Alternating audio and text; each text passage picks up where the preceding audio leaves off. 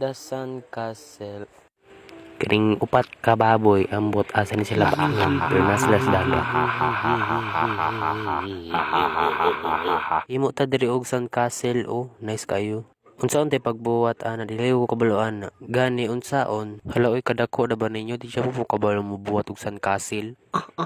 So guys, suglo ta mo sa pagbuhat og sandcastle. Ana butang sand bucket malamang nya ibaliktad, ana ibaliktad siya. Ana very good. Nya i-tap-tap niya man siya. Very good. Ana ba? Nya ikuha ni mo na siya para ma-form ang baano kang castle.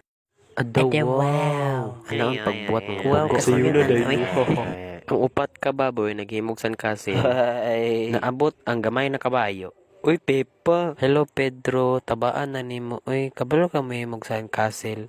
Unsa ko bugo?